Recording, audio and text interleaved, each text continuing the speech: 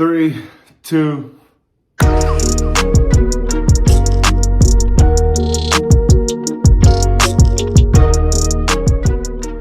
What's up, everybody? So I'm back for another year for Quick Hits. This week is Wild Card Weekend, and it has a new look to it. Give you a little history background on how it all came about in the playoffs in the NFL. Wild Card Weekend was introduced in 1978. At that time, there was only 3 divisions, allowing for 3 teams to be divisional winners, giving them byes. 4 teams would qualify for the wild card. They had to play each other for the right to advance to the next rounds and play the teams that were resting the week prior. Now we're here in 2020-21, and things have extended in a sense. Wild Card Weekend is expanded. It goes from 2 games to now 3 games on each day, leaving therefore only 1 bye on the AFC side and the NFC side. And those 2 teams are the Green Bay Packers and the Kansas City Chiefs. As we just saw a week previous, Tennessee Titans versus the Houston Texans. What a game it was, and as a running back, what a performance it was by Derrick Henry. 2-time rushing champion, now a part of the elite club of a 2,000-yard rusher in a single season, and all doing it while most people assume that he's going to get the ball. It's in cold weather, tough defense, ground and pound, they still couldn't stop him. Tennessee's Titans is playing some exceptional football, and exactly how you want to play when you head into the postseason. Talk about another team that's playing really good, let's talk about the Baltimore Ravens. Lamar Jackson is not having quite the MVP he had a year ago, but you turn on the film, Hardball and that crew up there in Baltimore realizing that they do what they do really well, and that's running the ball, spreading it out to their playmakers, and just letting them win the one-on-ones. Kansas City Chiefs, defending Super Bowl champions, best quarterback in football, arguably. Weapons like crazy, and Andy Reid, he just knows how to coach his quarterbacks. Going back from his time in Green Bay, being on staff with Brett Favre, Donovan McNabb, Michael Vick, the list goes on and on to now Patrick Mahomes. He understands how to distribute the ball, get it in the hands of the playmakers, and damn sure know how to put together a well-thought-out game plan. The Buffalo Bills is ending their drought at being a part of the postseason. I think they're playing some of the finest football in the National Football League on both sides of the divisions or conferences. And the way Josh Allen and Stephon Diggs, their chemistry is like they've been together for years. I hope to actually see this duo together for a very long time. Defensive side, they're getting after the ball. Buffalo always silently keep a nice secondary. Don't sleep on their defense. Don't sleep on their ability to move the ball down the field. And don't sleep on this young swag. And just maybe, they might have what it takes to knock off the defending champs.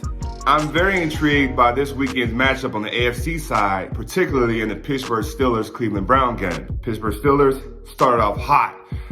I'm just a fan of that organization, how they conduct themselves. That being said, they haven't been winners at the end of the season this year. Cleveland Browns, they're figuring some things out. They're learning how to win together. They're going through some growth spurts. The young QB, he doesn't have all his weapons, of course, because OBJ's out on the IR. But this team looks damn good. I'm a Coach Tomlin fan.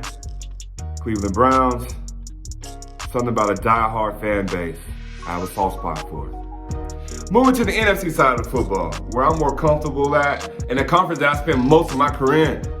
I know all these teams very well, and all of them are playing fairly good football. Green Bay Packers, NFC, you have to assume between them and New Orleans, they'll be the 2 teams to beat. I'm always up and down about New Orleans though. Drew Brees and Coach Payton, they put together unbelievable runs in the regular season. Very reminiscent of the Indianapolis Colts 10, 15 years ago. What New Orleans is going to have to figure out how to do is get that NFC championship kind of monkey off his back right now. Last 2 years, they've had some unfortunate calls to go against them, let's just say in an unforgiving way. The Green Bay Packers, they look excellent. Seattle Seahawks, Pete Carroll always seems to get his team playing really good football, particularly in the month of December and later. Obviously, you have the Tampa Bay Buccaneers at the 5th seed. We have Tom Terrific and the rest of those guys there, all well-known guys that have made big plays in big games. So the moment won't get too big for them. It's just a matter of have they gel well enough, have they been in the foxhole long enough to understand when the pressure gets on the line and if you don't figure it out, you go home soon. Cannot withstand the storm. Which leads me to the LA Rams. Storms, we've been a part of those. Being in the lead of the division and then losing it, having to participate in the wild card weekend against a divisional foe could be very hard. It's done before though. My rookie year, 2004, we had a chance to play Seattle Seahawks 3 times and sweeping them all 3 times.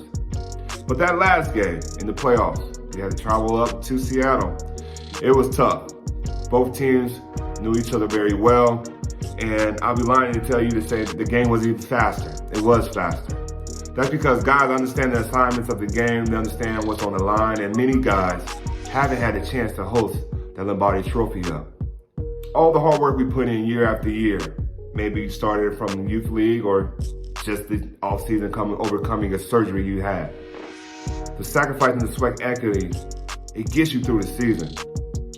But you want to be able to cash in on that at the end of the season, and that's hopefully with the confetti falling down on you. Doesn't happen for many of us. Far too many of us, it'll never happen.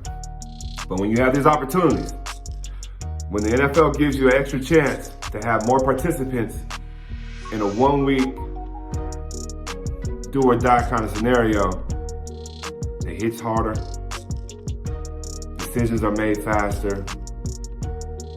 Stress has always been a part of the game, but it goes up even higher. And coaches, some of your favorite teammates and players that you admire. It's funny. Everybody handles stress differently. For those that do it cool, calm, and collective while making plays and supporting their teammates and representing their cities in a way that looks effortlessly, that's what we remember. Playoff weekend. When you just think the NFL can't get bigger and better, it finds a way to do it. Good luck to everybody this weekend. Go Rams.